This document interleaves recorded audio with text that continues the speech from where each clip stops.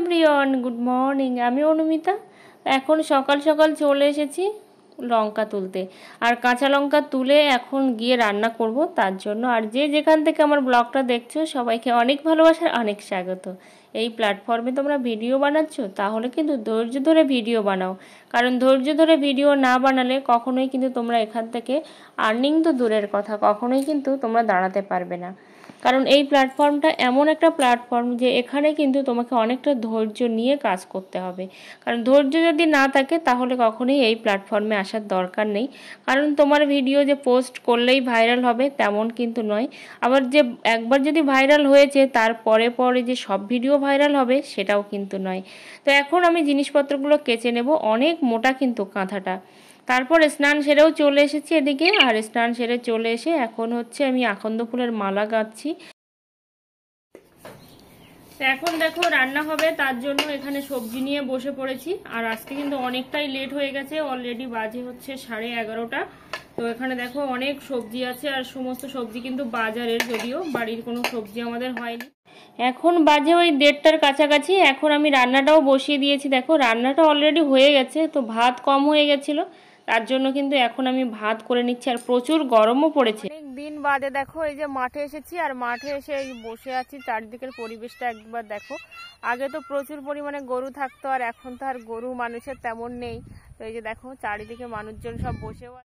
সকাল হয়ে গেছে, আর তারপর দেখো চলে এসছে এখন হচ্ছে এই ইঁটগুলো গোছানোর জন্য। আর এটা হচ্ছে আজকের দিনের ব্লগ। সকালবেলা মানে অনেক ভোরে কিন্তু আমাদের লোকজন এসেছিল ওই যে মাটি তুলবে বলে।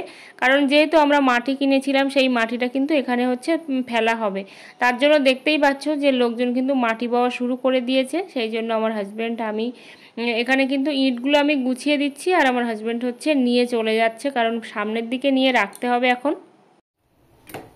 তো এখন দেখো এই যে চাকুল মাছ ভাজবো। আর এই মাছটা দেখতে পাচ্ছ, এটা হচ্ছে পাতা না পাকনা, যাই হোক এটা হবে।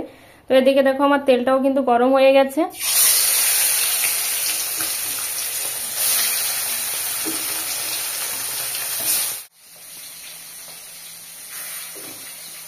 তো এদিকে দেখো মাছগুলো সব ভাজতে বসিয়ে দিচ্ছি, আর সবকটা মাছই কিন্তু একসঙ্গে দেবো। এখন আমি মাছটা কিন্তু ভাজছি, আর দেখো আমার মাছটা কিন্তু ভাজতে বসিয়েও দিয়েছি, কিন্তু কারেন্টটা অফ করতে গিয়ে কারেন্টের কিন্তু শর্টও লেগেছে। আর ওই যে এইভাবে দিচ্ছিলাম, সেই কারণে হাতে জল ছিল।